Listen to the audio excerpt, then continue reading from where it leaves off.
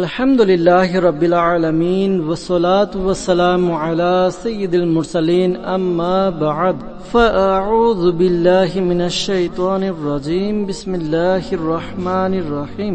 এই সপ্তাহের রিসালা দুনিয়ার ভালোবাসা, আত্মারের দোয়া। হে মুস্তাফার প্রতিপালক, যে ব্যক্তি এই দুনিয়ার ভালোবাসা পুস্তিকাটি পড়ে বা শুনে নিবে তাকে তুমি ব্যতীত অন্য কারো মুখাপেক্ষী করো না এবং তার হৃদয় থেকে দুনিয়ার ভালোবাসা দূর করে সত্যিকারের আশিকে রাসূল বানাও এবং তাকে বিনা হিসাবে ক্ষমা করে দাও। আমিন বিজাহি খাতামিন নবিয়্যিন সাল্লাল্লাহু তাআলা আলাইহি ওয়াসাল্লাম। রুজিতে বরকতের অনন্য ওয়াজিফা। আল্লাহ পাকের সর্বশেষ নবী মাক্কি মাদানী মুহাম্মদ আরবি সাল্লাল্লাহু আলাইহি ওয়াসাল্লামের দরবারে এক ব্যক্তি উপস্থিত হলো। সে দারিদ্রতা ও রিজিকের অভাবের ব্যাপারে আরজ করলো। রাসূল পাক সাল্লাল্লাহু আলাইহি ওয়াসাল্লাম তাকে রিজিকের বরকতের ওয়াজিফা বর্ণনা করতে গিয়ে ইরশাদ করেন, যখন তুমি ঘরে প্রবেশ করো তখন সালাম করো, ঘরে কেউ থাকুক বা না থাকুক, অতঃপর আমার দরবারে সালাম প্রদান করো এবং এরপর একবার সূরা ইখলাস পাঠ করে নাও। সেই লোকটি এর উপর আমল করলো। তখন আল্লাহ পাক এই ওয়াজিফার বরকতে ওই ব্যক্তির প্রতি রিজিকের দরজা খুলে দিলেন, এমনকি সে তার রিজিক দ্বারা তার প্রতিবেশী ও আত্মীয়দের উপকারেও আসলো। হাজতে সব রওয়া হয়ে উসকি হ্যাঁ আজব কিমিয়া দুরুদ শরীফ। শব্দ ও অর্থ: হাজতে প্রয়োজনীয়তা, রওয়াহ পূরণ হওয়া, আজব আশ্চর্য, কিমিয়া উদ্দেশ্য পূরণের মাধ্যম। সাল্লু আলাল হাবিব সাল্লাল্লাহু তাআলা আলা মুহাম্মদ সাল্লাল্লাহু আলাইহি ওয়াসাল্লাম। আমি হলাম দুনিয়া। মহান তাবি বুজুর্গ হযরত হুমায়দ বিন হিলাল রাহমাতুল্লাহ তাআলা আলাইহি থেকে বর্ণিত আছে যে হযরত আলা বিন জিয়াদ রাহমাতুল্লাহ তাআলা আলাইহি বলেন, একবার আমি স্বপ্নে মানুষদেরকে কারো পিছনে যেতে দেখে আমিও তার পেছনে যেতে লাগলাম। যখন দেখলাম তখন সে ভাঙ্গা দাঁত বিশিষ্ট একজন অন্ধ বৃদ্ধা ছিল, যিনি সকল প্রকার অলংকারে সজ্জিত এবং খুবই সাজসজ্জা করেছিল। আমি জিজ্ঞেস করলাম, তুমি কে? সে বলল, আমি হলাম দুনিয়া। আমি বললাম, আমি আল্লাহ পাকের দরবারে প্রার্থনা করি যে তিনি যেন আমার অন্তরে তোমার জন্য ঘৃণা ও বিদ্বেষ সৃষ্টি করে দেন। সে বলল, জি হ্যাঁ, যদি আপনি ধন ও সম্পদের প্রতি ঘৃণা করেন তবে আমার প্রতিও স্বয়ংক্রিয়ভাবে ঘৃণা সৃষ্টি হয়ে যাবে। দুনিয়া কো তু কিয়া জানে, ये बीस की गाठ है हुराफा, सूरत देखो जालिम की तो कैसी भूली भाली है, शहद दिखाए जहर पिलाए कातिल डाइन शोहर काश, इस मुर्दार पे क्या लाल चाया, दुनिया देखी भाली है। কালামে রেজার ব্যাখ্যা। আমার আকা আলা হযরত রাহমাতুল্লাহ তাআলা আলাইহি দুনিয়ার প্রতারণার বর্ণনা দিতে গিয়ে বলেন, হে আল্লাহর বান্দা, তুমি দুনিয়া সম্পর্কে কি জানো? আকার ও আকৃতিতে সহজ সরল মনে হওয়া এই দুনিয়া একটি বিষের পুটলি। সে প্রতারক নারীর মতো। সে এমন নিষ্ঠুর যে বিষকে মধু বানিয়ে দেখায় এবং যে একে ভালোবাসে সে এই প্রেমিককেই হত্যা করে দেয়। এই দুনিয়া খুবই খারাপ এবং মৃত, তার সাথে মন লাগানোতে কোনো লাভ নেই। এটা পরীক্ষিত ব্যাপার। সাল্লু আলাল হাবিব সাল্লাল্লাহু তাআলা আলা মুহাম্মদ সাল্লাল্লাহু আলাইহি ওয়াসাল্লাম। দুনিয়ার অর্থ। ইমাম জাওহারি রাহমাতুল্লাহ তাআলা আলাইহি বলেন, দুনিয়ার আবিধানিক অর্থ হলো নিকটবর্তী এবং দুনিয়াকে এই কারণেই দুনিয়া বলা হয় যে এটি আখিরাতের তুলনায় মানুষের বেশি নিকটবর্তী, বা এই কারণে যে এটি তার আকাঙ্ক্ষা ও স্বাদের কারণে অন্তরের অধিক কাছাকাছি। দুনিয়ার ভালোবাসার কুফল। নবী করিম সাল্লাল্লাহু আলাইহি ওয়াসাল্লাম ইরশাদ করেন, সেটাই সবচেয়ে বড় গুনাহ যার জন্য মানুষ আল্লাহ পাকের নিকট ক্ষমা প্রার্থনা করে না, তা হলো দুনিয়ার ভালোবাসা। অপর আরেকটি হাদিসে পাকে রয়েছে, দুনিয়ার প্রতি ভালোবাসা সকল গুনাহের মূল। হযরত আল্লামা আব্দুর রউফ মুনাব্বি রাহমাতুল্লাহ তাআলা আলাইহি ফায়জুল কাদিরে বলেন, যেমনটি অভিজ্ঞতা ও পর্যবেক্ষণ দ্বারা প্রমাণিত যে দুনিয়ার ভালোবাসা প্রতিটি প্রকাশ্য ও গোপন গুনাহকে আমন্ত্রণ জানায়, বিশেষ করে সেই গুনাহ যা শুধুমাত্র তার উপরেই নির্ভরশীল। তাই দুনিয়ার প্রেমিক গুনাহ ও এর কার্যদক্ষতা সম্পর্কে জেনেও ভালোবাসায় মত্ত হয়ে যায়। দুনিয়ার ভালোবাসা সন্দেহের দিকে নিয়ে যায়, তারপর মাকরু অর্থাৎ অপছন্দনীয় বিষয়ের দিকে, অতঃপর হারামের দিকে নিয়ে যায় এবং মাআযাল্লাহ কখনো কখনো দুনিয়ার ভালোবাসা কুফরের দিকে নিয়ে যায়। বরং সমস্ত উম্মত যারা তাদের নবী আলাইহিস সালামকে অস্বীকার করেছে তাদের কুফরের কারণ ছিল দুনিয়ার ভালোবাসা। প্রতিটি গুনাহের মূল হলো দুনিয়ার ভালোবাসা। তাই বলা হয় দুনিয়া হলো শয়তানের মদ, যে তা থেকে পান করবে তার নেশা মৃত্যুর সময় অনুতপ্ত ও লজ্জিত হয়ে নামবে। দুনিয়ার ভালোবাসা হলো ধ্বংসাত্মক ধ্বংসাত্মক গুটি কয়েক লোক ছাড়া অধিকাংশ মানুষের অন্তর থেকে এর ভালোবাসা বের হবে না। ইমাম গজালি রহমতুল্লাহ তাআলা আলাইহি বলেন, যেমন দুনিয়ার ভালোবাসা সমস্ত গুনাহের মূল, তেমনি দুনিয়ার প্রতি ঘৃণা সমস্ত নেকির মূল। কতিপয় দুনিয়া কুফর, কতিপয় সীমালঙ্ঘন, কতিপয় উদাসীনতা এবং কতিপয় দুনিয়া হলো আসল ঈমান। আবু জাহেলের দুনিয়া ছিল কুফর, আর হযরত উসমান গনি যুন্নুরাইন রাদিয়াল্লাহু তাআলা আনহুর দুনিয়া হলো আসল ঈমান। এভাবেই কারুন ও ফিরআউনের দুনিয়া ছিল কুফর, হযরত সুলাইমান আলাইহিস সালামের দুনিয়া ছিল আসল ঈমান। অনুরূপভাবে দুনিয়ার ভালোবাসা যদি প্রবৃত্তি বা শয়তানি হয়, তবে মন্দ, আর রহমানি বা ঈমানি হলে তবে তা উত্তম। হযরত মুফতি আহমদ ইয়ার খান নঈমী রাহমাতুল্লাহ তাআলা আলাইহি বলেন, দুনিয়াবী জীবন হলো তা যা নফসের কামনা বাসনার জন্য ব্যয় হয়, এবং যে জীবন আখিরাতের প্রস্তুতির জন্য ব্যয় হয় তা দুনিয়াবী জীবন নয়। যদিও দুনিয়ার জীবনেই থাকে, দুনিয়াবী জীবন অন্যরকম, দুনিয়ায় জীবন কাটানো অন্যরকম। দুনিয়াবী জীবন নশ্বর, কিন্তু দুনিয়ায় যে জীবন আখিরাতের জন্য তা নশ্বর নয়। দুনিয়া প্রত্যাশীদের প্রকারভেদ। ওই সকল লোক যারা দুনিয়ার সম্পদ এই নিয়তে অর্জন করে যে আত্মীয় স্বজনদের প্রতি করুণা প্রদর্শন করবে এবং গরিবদের সাহায্য করবে, তাদেরকে সম্পদশালীদের মাঝে গণ্য করা হয়। যদি তাদের এই কাজ তাদের নিয়ত অনুযায়ী হয়, তবে প্রতিদান পাবে, কিন্তু তা সত্ত্বেও তাদের মধ্যে প্রজ্ঞা নামের কোনো জিনিস নেই। কারণ জ্ঞানী সেই ব্যক্তি যে এমন কিছু কামনা করে না যার ব্যাপারে সে জানে না যে তা অর্জন করার পর তার অবস্থা কি হবে। অতএব এই নিয়তে সম্পদ অর্জনকারীরা সালাবা এর গল্প থেকে শিক্ষা অর্জন করুন। সালাবার গল্প। আল্লাহ পাকের প্রিয় করুণাময় আকা সাল্লাল্লাহু আলাইহি ওয়াসাল্লামের খিদমতে সালাবা নামে এক ব্যক্তি আবেদন করল যে তার জন্য যেন ধনী হওয়ার দোয়া করেন। আল্লাহ পাকের দান ক্রমে অদৃশ্যের সংবাদ প্রদানকারী সর্বশেষ নবী সাল্লাল্লাহু আলাইহি ওয়াসাল্লাম ইরশাদ করলেন, হে সালাবা, যেই সামান্য সম্পদের প্রতি তুমি কৃতজ্ঞতা আদায় করো তা এর চেয়ে উত্তম, যার কৃতজ্ঞতা আদায় করতে পারবে না। আবারও সালাবা উপস্থিত হয়ে একই আবেদন করল এবং বলল, ওই সত্তার শপথ যিনি আপনাকে সত্য নবী হিসেবে পাঠিয়েছেন, তিনি যদি আমাকে সম্পদ দেন তবে আমি প্রত্যেক হকদারের হক আদায় করব। রাসূল পাক সাল্লাল্লাহু আলাইহি ওয়াসাল্লাম দোয়া করলেন। অতএব আল্লাহ পাক তার ছাগলের মধ্যে বরকত দিলেন এবং এতটাই বেড়ে গেল যে মদিনায় তাদের জায়গা হলো না। তখন সালাবা তাদের নিয়ে জঙ্গলে চলে গেল এবং জুমা ও জামায়াতে হাজিরি থেকে বঞ্চিত হয়ে গেল। রাসূল পাক সাল্লাল্লাহু আলাইহি ওয়াসাল্লাম তার অবস্থা সম্পর্কে জিজ্ঞাসা করলে সাহাবাই কিরাম আলাইহিমুর রিদওয়ান আরজ করলেন যে তার সম্পদ অনেক বেড়ে গেছে, আর এখন জঙ্গলেও তার সম্পদের জায়গা হচ্ছে না। নবী করিম সাল্লাল্লাহু আলাইহি ওয়াসাল্লাম ইরশাদ করলেন, সালাবার প্রতি আফসোস। অতঃপর রাসূলুল্লাহ সাল্লাল্লাহু আলাইহি ওয়াসাল্লাম যাকাত গ্রহণকারীদের পাঠালেন। তখন লোকেরা তাদের নিজেদের সাদকা দিল। যখন সালাবার নিকট গিয়ে তারা সাদকা চাইল, তখন সে বলল, এটা তো ট্যাক্স হয়ে গেল, যাও আমি প্রথমে ভেবে নেই। যখন এই লোকেরা প্রিয় নবী সাল্লাল্লাহু আলাইহি ওয়াসাল্লামের খিদমতে ফিরে এলো, তখন প্রিয় নবী সাল্লাল্লাহু আলাইহি ওয়াসাল্লাম তাদের কিছু আরজ করার পূর্বে পুনরায় ইরশাদ করলেন, সালাবার প্রতি আফসোস।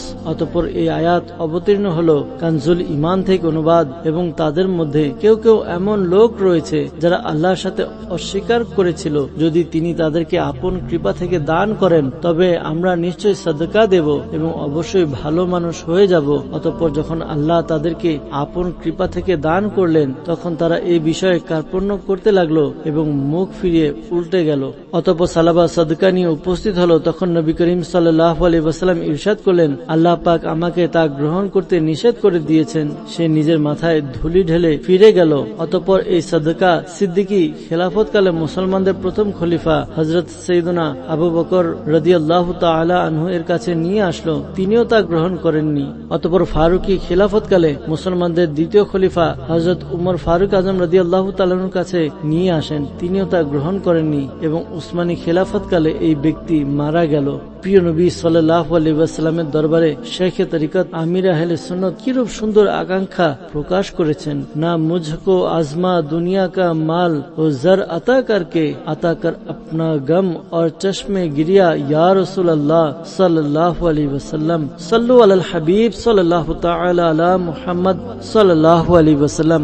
দুনিয়া প্রত্যাশীদের দ্বিতীয় প্রকার, এটাও দুই প্রকার। নাম্বার 1, দুনিয়া প্রত্যাশীদের এই প্রকারের ওই সকল লোকেরা অন্তর্ভুক্ত যাদের দুনিয়া দ্বারা উদ্দেশ্য কামনা বাসনা পূর্ণ করা এবং দুনিয়ার আনন্দ উপভোগ করা তাদেরকে পশুর মধ্যে গণ্য করা হয়েছে। নাম্বার 2, ওই সকল লোক যারা অন্যদের প্রতি গর্ব করা এবং ধনী হিসেবে বিশিষ্ট দেখানোর জন্য সম্পদ অর্জন করে তাদেরকে বোকা, প্রতারক এবং মুরতাদ এবং অভিশপ্তদের মধ্যে গণ্য করা হয়। দুনিয়ার প্রতি ভালোবাসা পোষণকারীদের পরিণাম।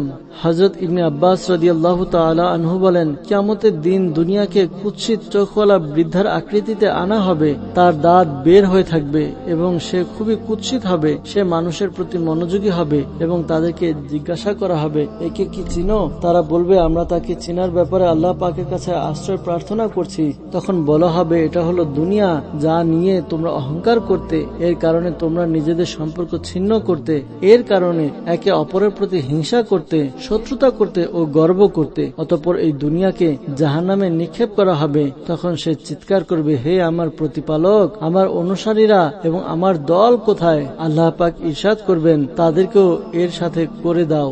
দুনিয়ার 3টি অংশ।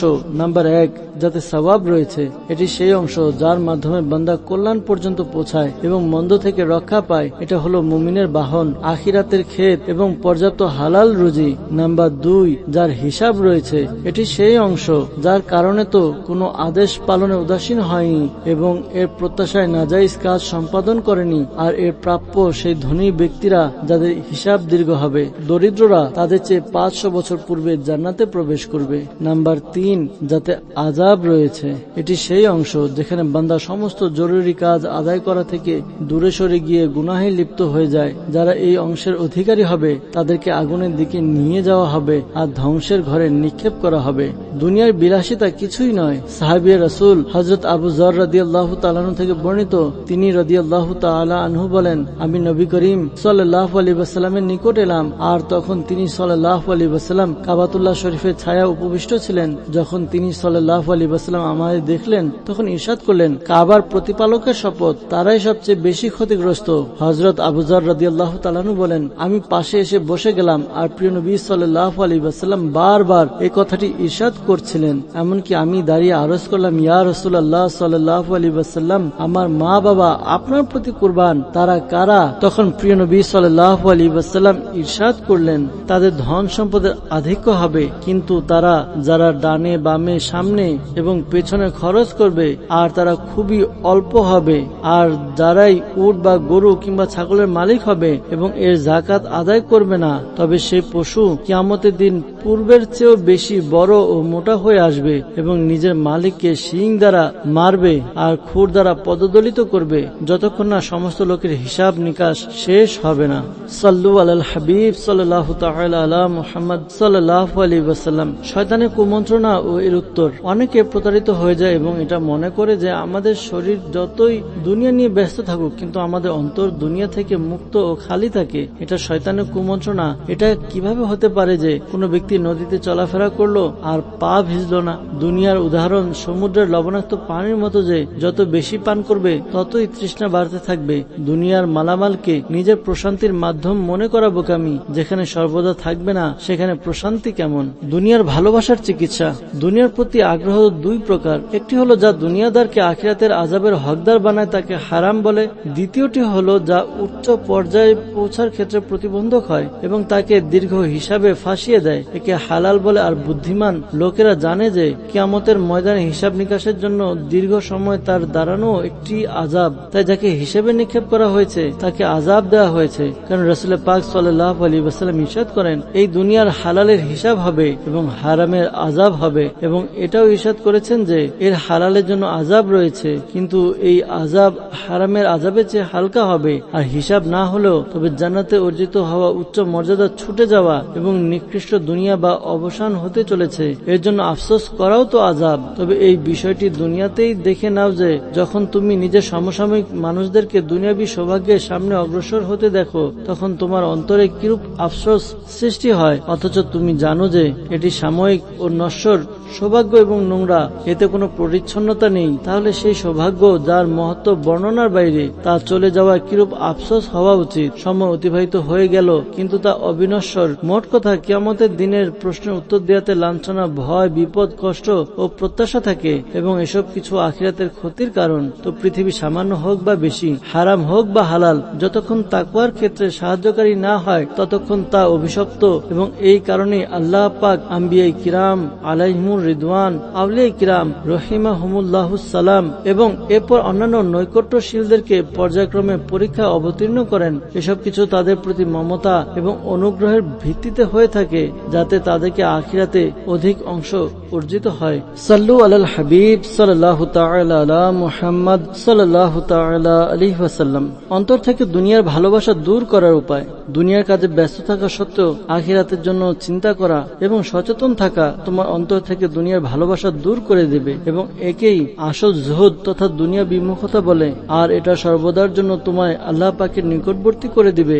দুনিয়ার ব্যাপারে সর্বদা নিজের চেয়ে নিচু লোকদের দিকে তাকান, উপরস্থ লোকদের দিকে তাকাবেন না, কারণ শয়তান সর্বদা তার দৃষ্টিকে উপরস্থদের দিকে ফিরিয়ে দেয়। শাইখে তরিকত আমির আহলে সুন্নাত দামাত বারাকাতুহুল আলিয়া একবার বলেছেন, যে ব্যক্তি আল্লাহ পাক ও তার শেষ নবী সাল্লাল্লাহু আলাইহি ওয়াসাল্লামের আনুগত্যে নিয়োজিত থাকে, দুনিয়া তার সেবায় নিয়োজিত থাকে।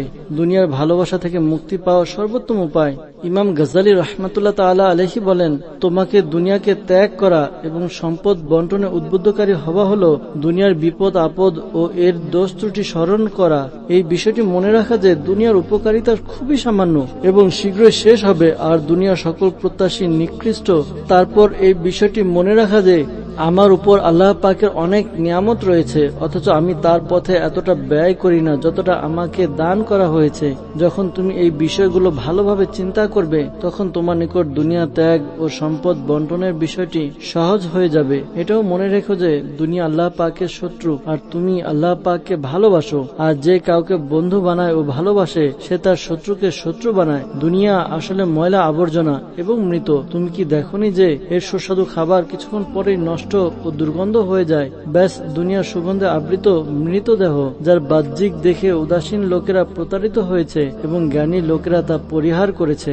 মহান তাবী বুজুর্গ হযরত রাবি বিন খুসাইম রাহমাতুল্লাহ তাআলা আলাইহি বলেন, নিজের অন্তর থেকে দুনিয়ার ভালোবাসা দূর করে দাও, আখিরাতের ভালোবাসা তাতে প্রবেশ করে নিবে। দুনিয়া বিমুখতা ও দারিদ্র্যের মধ্যে পার্থক্য। দুনিয়া নিজেই মানুষ থেকে বিচ্ছিন্ন হলে একে বলা হয় দারিদ্রতা, আর দ্বিতীয় অবস্থাটি হলো যে বান্দা দুনিয়া থেকে বিচ্ছিন্ন থাকবে, অর্থাৎ যদি তার কাছে সম্পদ আসে তবে সে ঘৃণ্য হওয়ার কারণে তা অপছন্দ করবে। সম্পদের আগমন তাকে কষ্ট দেয়, তাছাড়া এর অনিষ্টতা এবং তাতে ব্যস্ততা থেকে বাঁচার জন্য তা থেকে পালিয়ে বেড়ায়। এই অবস্থার নাম হলো জুহুদ তথা দুনিয়া বিমুখতা। আর যার মধ্যে এই গুণটি পাওয়া যায় তাকে বলা হয় জাহিদ অর্থাৎ দুনিয়া বিমুখ। জুহুদের ফজিলত। সাহাবিয়া রাসূল হযরত আবু হুরায়রা রাদিয়াল্লাহু তাআলা আনহু থেকে বর্ণিত, রাসূল পাক সাল্লাল্লাহু আলাইহি ওয়াসাল্লাম ইরশাদ করেন, দুনিয়ার ব্যাপারে নিজের চেয়ে নিচু স্তরের লোকদের দিকে তাকাও এবং নিজের চেয়ে উচ্চ স্তরের লোকদের দিকে তাকিও না। এটি তোমাদের জন্য উত্তম উপদেশ, যাতে তোমরা আল্লাহ পাকের নিয়ামত হারিয়ে না বসো। সাহাবিয়া রাসূল হযরত সালমান ফার্সি রাদিয়াল্লাহু আনহু বলেন, যখন বান্দা দুনিয়ার প্রতি অনাগ্রহী হয় তখন তার অন্তর প্রজ্ঞায় আলোকিত হয়ে যায় এবং অঙ্গ প্রত্যঙ্গ অর্থাৎ শরীরের অংশ ইবাদতে সহায়ক হয়ে যায়। জুহুদের 3টি স্তর। হযরত সাইয়্যিদুনা ইব্রাহিম বিন আদহাম রাহমাতুল্লাহ তাআলা আলাইহি বলেন, জুহুদের 3টি স্তর রয়েছে। একটি জুহুদ হলো ফরজ এবং তা হলো আল্লাহ পাকের হারামকৃত জিনিস থেকে বিরত থাকা। দ্বিতীয় জুহুদ হলো নিরাপত্তার জন্য, আর তা হলো সন্দেহকৃত জিনিস ত্যাগ করা। তৃতীয় জুহুদ হলো ফজিলত অর্জন করার জন্য এবং তা আল্লাহ পাকের হালালকৃত জিনিসও ত্যাগ করার মাঝে নিহিত। আর এই জুহুদ খুবই উচ্চ স্তরের। জুহুদের নিদর্শন। নাম্বার 1, যা আছে তার উপর খুশি হও না এবং যা নেই তা নিয়ে দুঃখ করো না। নাম্বার 2, তার নিকট মন্দ বলা ব্যক্তি এবং প্রশংসাকারী উভয় সমান। প্রথম নিদর্শন হলো সম্পদের জুহুদের নিদর্শন এবং দ্বিতীয়টি সম্মান জুহুদের নিদর্শন। নাম্বার 3, আল্লাহ পাকের প্রতি সন্তুষ্ট হওয়া এবং তার অন্তরে আল্লাহর আনুগত্যের মিষ্টতা প্রাধান্য লাভ করা। জুহুদের প্রকারভেদ। জুহুদ অর্থাৎ দুনিয়া বিমুখতা, এর কারণে ইবাদত বেশি ও উচ্চ স্তরের হয়ে যায়। তাই ইবাদত প্রত্যাশীদের জন্য আবশ্যক যে সে দুনিয়ার প্রতি বিমুখ হয়ে যাওয়া এবং তা থেকে দূরে থাকা। জুহুদ 2 প্রকার। নাম্বার 1 ঐচ্ছিক এবং নাম্বার 2 অনৈচ্ছিক। ঐচ্ছিক জুহুদ হলো যা নেই তা প্রত্যাশা না করা, যা আছে তা বন্টন করে দেওয়া এবং দুনিয়া ও এর সরঞ্জামের ইচ্ছা ত্যাগ করা। যে ব্যক্তির মধ্যে এই 3টি গুণ আছে সে হলো জাহিদ অর্থাৎ দুনিয়া বিমুখ। তৃতীয় অংশ অর্থাৎ দুনিয়া প্রত্যাশাও অন্তর থেকে বের করে দেওয়া অত্যন্ত কঠিন, কারণ এমন অনেকে আছে যারা বাহ্যিকভাবে তো দুনিয়া ত্যাগকারী কিন্তু তাদের অন্তরে দুনিয়ার ভালোবাসা ঘুরতে থাকে। এই ধরনের লোক এই দ্বন্দ্বে ভুগতে থাকে, অথচ জুহুদের আসল শান এই তৃতীয় অংশ থেকেই সৃষ্টি হয়। অনৈচ্ছিক জুহুদ হলো যে দুনিয়াবী জিনিসের আকাঙ্ক্ষা ও চিন্তা থেকে হৃদয় অনাসক্ত হয়ে যাওয়া। যখন একজন ব্যক্তি স্বেচ্ছায় জুহুদ অবলম্বন করে এভাবে যে যা কাছে নেই তা প্রত্যাশা করে না, যা আছে তা দূর করে দেয় এবং অন্তর থেকে দুনিয়ার আকাঙ্ক্ষা বের করে দেয়, তখন তার অন্তর দুনিয়া থেকে অনাসক্ত হয়ে যায়। দুনিয়া তার নিকট ঘৃণ্য হয়ে যাবে এবং তার দুনিয়ার চিন্তা আসবে না। আর এটি হলো অনৈচ্ছিক জুহুদ। জুহুদের স্তর সমূহ।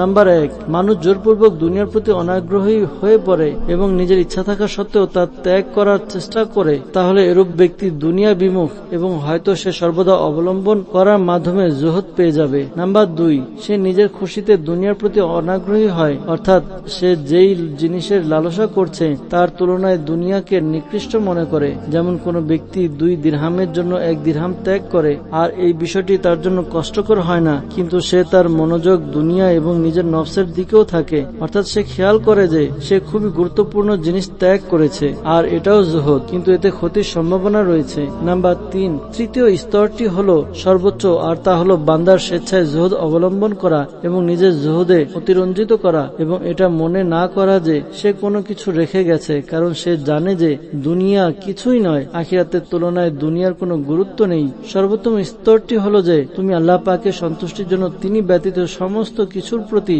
অনাসক্ত হয়ে যাও, আর এই বস্তুটি আল্লাহ পাকের দিদারের স্বাদ এবং তিনি ব্যতীত সমস্ত কিছুর প্রতি অনাসক্তি অবলম্বন করার পরিচয়ের মাধ্যমে অর্জিত হয়। তাই তোমার উচিত যে নিজের প্রয়োজন অনুসারে খাদ্য, পোশাক, বিবাহ এবং বাসস্থান গ্রহণ করা, যা দ্বারা তোমার দেহ সচল থাকবে এবং তুমি নিজের প্রতিরক্ষা করতে পারবে। এটাই হলো আসল জুহুদ। জুহুদ অর্জনের উপায়। জুহুদ দ্বারা উদ্দেশ্য হলো যে অহেতুক, অতিরিক্ত এবং অপ্রয়োজনীয় জিনিস পরিহার করা। মোট কথা হলো শুধুমাত্র এতটুকু শক্তি ও সামর্থ্য বিদ্যমান থাকা যাতে ইবাদত ও আল্লাহ পাকের আনুগত্য করতে পারো। শুধুমাত্র পানাহার ও স্বাদ অর্জন করা উদ্দেশ্য না হয়। আর আল্লাহ পাকের এর উপরও ক্ষমতা রয়েছে যে তুমি কোনো আপাত কারণ ছাড়াই, যেমনটি এই মূল উপাদানগুলি ছাড়াই ফেরেশতারা বেঁচে আছে, আল্লাহ পাকের এর উপর ক্ষমতা রয়েছে যে তোমাকে তোমার নিকট বিদ্যমান জিনিসের মাধ্যমে জীবিত রাখবেন আর এমন বস্তু প্রদান করে দিবেন যা তুমি কল্পনাও করতে পারবে না। এই কারণে যদি তুমি তাকওয়ায় অবিচল থাকো তবে তোমার অবশিষ্ট জীবনের জন্য দুনিয়া প্রত্যাশা ইত্যাদির প্রয়োজন নেই, এবং যদি জুহুদের এই স্তর তোমার অর্জিত না হয় তবে আখিরাতের পাথেয় ও তাকওয়ার নিয়তে সন্ধান করো। কাম ভাব ও স্বাদের উদ্দেশ্যে সন্ধান করো না, কেননা যখন তোমার নিয়ত ভালো হবে তবে তা আখিরাতের প্রত্যাশাতেই গণ্য হবে এবং এভাবে তোমার জুহুদে কোনো পার্থক্য থাকবে না। নাম্বার 1, কখনো তো দোজখের ভয় এবং আযাবের আশঙ্কা জুহুদের কারণ হয়ে যায় এবং এই জুহুদকে ভীতদের জুহুদ বলা হয়। নাম্বার 2, কখনো আখিরাতের নিয়ামতের স্বাদ জুহুদের কারণ হয়ে যায় এবং একে আশান্বিতদের জুহুদ বলা হয়। নাম্বার 3, এটি সবচেয়ে উচ্চ পর্যায়ের। আল্লাহ ব্যতীত সবার প্রতি অমনোযোগিতা এবং নফসের আল্লাহ ব্যতীত অন্য কিছুকে তুচ্ছ মনে করে ছেড়ে দেওয়া জুহুদের কারণ। একে প্রকৃত জুহুদ বলে। জুহুদের চেয়ে উত্তম অবস্থা এই যে বান্দার নিকট ধন সম্পদ থাকা আর না থাকা সমান হওয়া। সম্পদ পেলে না খুশি হয় আর না কষ্ট অনুভব হয়, এবং না পেলেও একই অবস্থা হয়, বরং তার অবস্থা এমন হয়ে যায় যেমন উম্মুল মুমিনিন হযরত বিবি আয়েশা সিদ্দিকা তাইয়্যিবা তাহিরা রাদিয়াল্লাহু তাআলা আনহা এর ছিল যে কেউ তার খিদমতে 1 লক্ষ দিরহাম উপহার পাঠালেন, তখন তিনি তা গ্রহণ করে নিলেন এবং সেই দিনই বন্টন করে দিলেন। খাদেমা আরজ করল, আপনি আজকে যে সম্পদ বিতরণ করেছেন যদি তা থেকে 1 দিরহামের মাংস কিনে নিতেন তবে আমরা তা দিয়ে রোজার ইফতার করতে পারতাম। তিনি বললেন, যদি তুমি মনে করিয়ে দিতে তবে আমি তাই করতাম। যে ব্যক্তির অবস্থা এমন হয় যদি সমস্ত পৃথিবী তার আয়ত্তে থাকে তবে তার কোনো ক্ষতি হতে পারে না, কারণ সে সম্পদকে নিজের আয়ত্তে নয় বরং আল্লাহ পাকের ধন ভাণ্ডার মনে করে এবং তার নিকট এই বিষয়ে কোনো পার্থক্য নেই যে ধন সম্পদ তার আয়ত্তে বা অন্য কারো। এমন অবস্থাকে মুস্তাগনি নাম রাখা উচিত, কারণ তার সম্পদ থাকুক বা না থাকুক এতে কোনো পরোয়া নেই। জুহুদের পূর্ণ স্তর। ধন সম্পদের ব্যাপারে জুহুদের পূর্ণ স্তর হলো বান্দার নিকট সম্পদ ও পানি সমান। স্পষ্টতই যে অধিক পানি বান্দার নিকট হওয়া তাকে ক্ষতি করে না, যেমন সমুদ্র তীরে বসবাসকারী ব্যক্তি এবং পানির অভাব তার ক্ষতি করে না যখন প্রয়োজন অনুযায়ী পানি পাওয়া যায়। পানি এমন একটি জিনিস যা মানুষের প্রয়োজন হয়। মানুষের মন প্রচুর পানিকে ঘৃণা করে না এবং পরিত্রাণের পথও বেছে নেয় না, বরং সে বলে যে আমি তা আমার প্রয়োজন অনুসারে পান করব, আল্লাহ পাকের বান্দাদের পান করাবো এবং এতে কৃপণতা করব না। মানুষের নিকট সম্পদের অবস্থাও এমন হওয়া উচিত যাতে তা থাকা না থাকার মধ্যে কোনো পার্থক্যই থাকে না। বান্দা যখন আল্লাহ পাকের মারিফাত লাভ করে নেয় এবং তাওয়াক্কুলের দৌলত নসিব হয়ে যায়, তখন তার এই বিষয়ে পূর্ণ বিশ্বাস হয়ে যায় যে সে যতক্ষণ জীবিত রয়েছে তার প্রয়োজন অনুযায়ী রিজিক অর্জিত হতে থাকবে, যেমন পানি পায়। সাল্লু আলাল হাবিব সাল্লাল্লাহু তাআলা আলা মুহাম্মদ সাল্লাল্লাহু তাআলা আলাইহি ওয়াসাল্লাম।